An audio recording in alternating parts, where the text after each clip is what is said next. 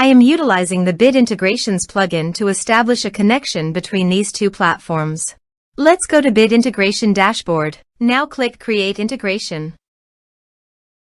Now search and select trigger, which is FormCraft.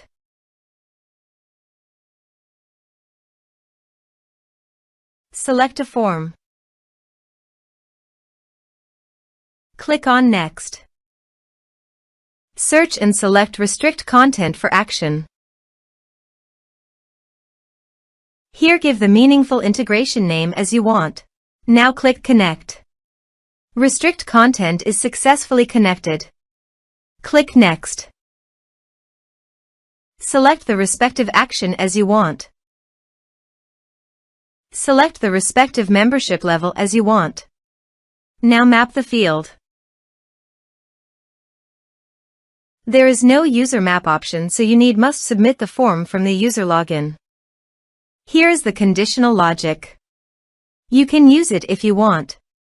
If the condition matches, then the data will be sent. Click Next. Now save the integrations. Now go to another user login page and log in. I have already logged in here. Now go to your form and type some information and submit the form.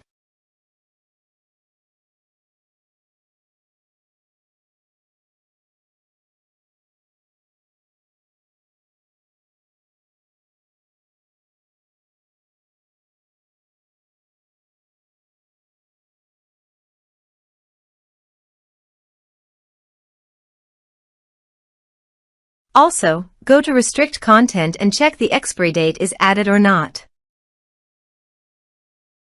Here is the data coming into RestrictContent form Bit Integrations plugin. Thanks for watching.